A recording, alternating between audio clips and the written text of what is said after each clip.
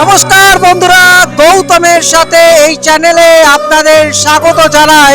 চলে এসেছি আরেকটি নতুন ব্লগ নিয়ে। আপনারা দেখতে পাচ্ছেন এখন মা দুর্গার সামনে আমরা দাঁড়িয়ে রয়েছি।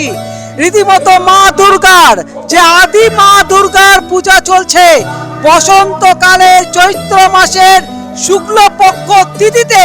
যে প্রথম মা দুর্গার আদি দুর্গা পূজা সূচনা করেছিলেন রাজা সুরত তার রাজ্য হারিয়ে, এবং মেধস মুনির আদেশে তিনি মা দুর্গা পূজা শুরু করেছিলেন।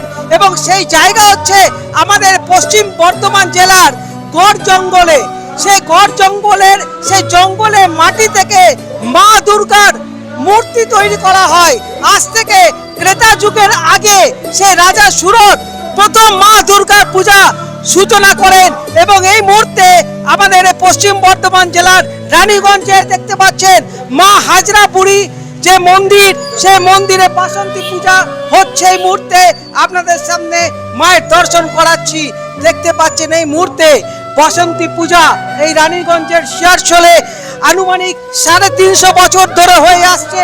রীতিমতো দেখতে পাচ্ছেন মা দুর্গার যে আদি পূজা, যেভাবে রামচন্দ্র অকাল বোধন করেছিলেন মাকে শরৎকালে, সেই পূজা আজকে হয়ে থাকে। কিন্তু তার আগে বহু বছর আগে রাজা সুরত, যেটা বারবার বলছি, রাজা সুরত তিনি কিন্তু এই গড় জঙ্গলে প্রথম মা দুর্গার গোটা পৃথিবীতে কিন্তু মা দুর্গার এই পূজা প্রচলন হয়।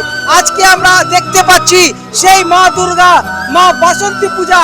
মা বাসন্তী পূজা পূজিত হন এই বসন্তকালের চৈত্র মাসের শুক্লপক্ষ তিথিতে। এই মুহূর্তে আজ মহাসপ্তমী। দেখতে পাচ্ছেন এই দোলাতে রীতিমতো কলামও আনা হয়েছে। এরপর আর কিছুক্ষণের মধ্যেই চাল কুমড়ো বলিদান হবে। আগামীকাল সন্ধি পূজা, মহা অষ্টমী। এই মুহূর্তে এই হাজরাপুরি মন্দির কর্তৃপক্ষ যারা রয়েছেন, আমরা এই মন্দিরে যে পুজো হচ্ছে মা বাসন্তী, আমরা কত বছর ধরে হচ্ছে সবকিছু জানবো। আমাদের এই মুহূর্তে মন্দিরে যারা রয়েছেন, এই পুজো কত বছর ধরে হয়ে আসছে? আনুমানিক 350 বছরের পুরনো এই পুজো। এই পুজো 350 বছর ধরে এখানে চলে আসছে। বিগত 3 বছর হলো 2024, 25, 26 এই 3 বছর ধরে এই পুজো এখন আমাদের কমিটি মানে আমরাই চালাচ্ছি।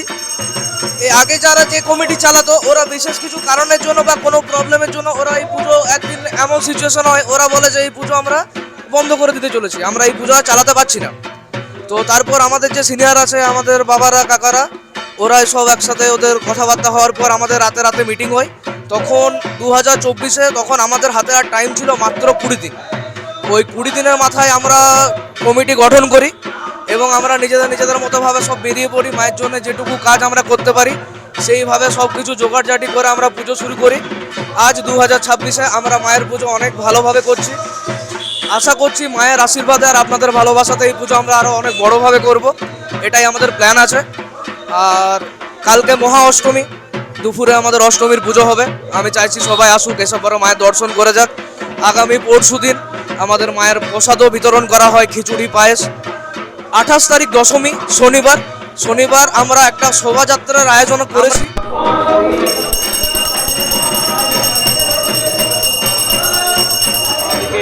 শরণ্যে ত্রম্বকে গৌরী নারায়ণী নমস্তুতে।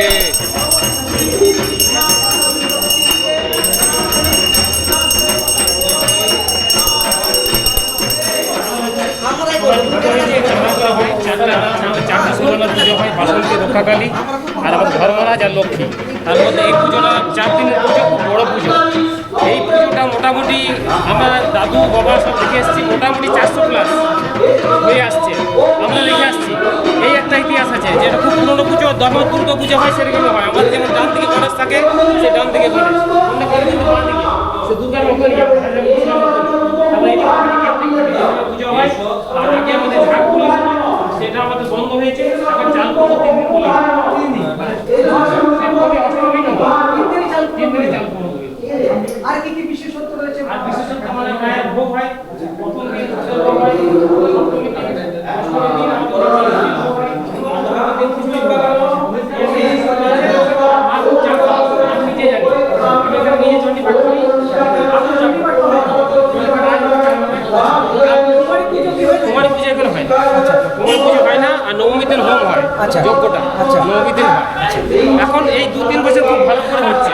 গোটা গ্রাম প্রায় যুক্ত, খুব ভালো লাগছে সবারই। তো এখানে আমরা কিছু সিনিয়র সিটিজেনকেও পেয়ে গেছি। দাদা কিভাবে দেখছেন এই যে পুজো আবার মা দুর্গা ফিরে আমার এসেছে? গ্রামে না খুবই ভালো লাগে, আমি তো প্রত্যেক বছরই আসি। আচ্ছা, আপনি কি বলবেন এই যে আবার মা দুর্গা এসেছেন? আমাদের শেয়ারশোলে বাসন্তী পুজো ছিল না, মেনলি ছিল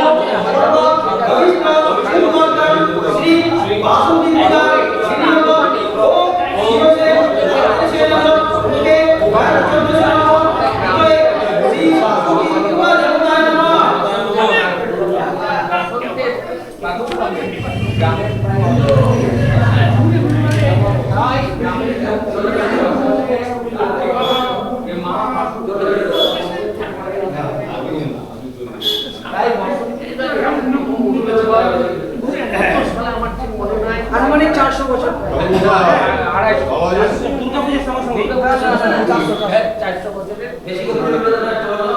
আমাদের এই মেয়েটা 16 পুজো সকলের চাঁদা দিয়ে এখানে পুজো হয়। আগে কিন্তু গ্রামের ইয়ং ছেলেরা আসাতে যাই হোক সুন্দরভাবে এখন পুজোটা অতিবাহিত করতে পারছি। আমাদের এই পুজো এখানে দুর্গা এবং বাসন্তী, এটা তো পুজো ছিল রাবণের, সেই রাবণের পুজো আজ আমাদের এখানে পুজোটা হয় এবং দুর্গা পূজাও হয়। তো বন্ধুরা, আমরা এই মুহূর্তে দেখতে পেলাম মা দুর্গা, মা হাজরাপুরি এই মন্দিরে যে বসন্ত কালে যে মা বাসন্তী দেবীর পূজা হচ্ছে, আদি মা দুর্গা। আপনাদের সামনে তুলে ধরলাম আজকের এই ব্লগ। যদি আপনাদের ভালো লেগে থাকে অতি অবশ্যই লাইক, কমেন্ট, শেয়ার করবেন, আর এইভাবেই আশীর্বাদ করুন যাতে আপনাদের সামনে তুলে ধরতে পারি। আজকের মতো ব্লগ এখানে শেষ করছি। মা দুর্গা আশীর্বাদ লাভ করুন আপনারা। ভালো থাকুন, সুস্থ থাকুন।